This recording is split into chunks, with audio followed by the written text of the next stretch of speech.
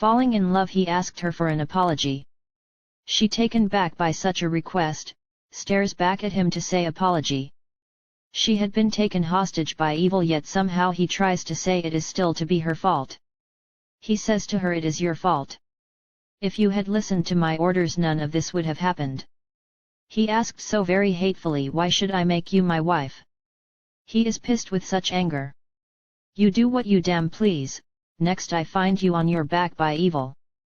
The worst scum has taken you before my very eyes. She yells back at him, I begged you to keep me with you. I told you I had nowhere. Did you ever stop to listen to me? With such emotions says no. I'm only a woman, you paid no attention to what I had to say.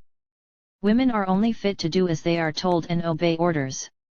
Her anger rages within her so strongly, all self-control has left her, and slaps him across the face. Anything, to make him feel what she feels inside of such pain. How dare a woman, he feels. The vengeance he feels with such rage. I will make your pale cheek ruby red by my backhand if you ever speak to me in such a way again. She yells, you are rude and a fool. You foolish man, to think I allowed myself to evil on purpose to get back at you. Oh, but he does. He humbled himself to say, to get back at me for what happened when evil first took advantage of you, Christ. To think I let evil upon me to punish you? He again, I ordered you and you did not do what I had told you to do, he yells, if to be my wife. Your wife? I questioned. That I am not. To make a honest woman out of me you have not. I am not your property, I don't belong to you, and you can't stand to think someone else pays mind to what belongs to you. I am not a wife. He has no concern for how she feels or thinks. Doesn't matter one bit to him. How she doesn't like it one bit not to be a wife. She says to him, I am just a warm body in your bed for you, stick your cock in whenever you feel the urge. Her blood boils.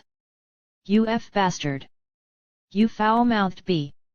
At this very moment the anger, bitterness, and the hurt had taken them both back.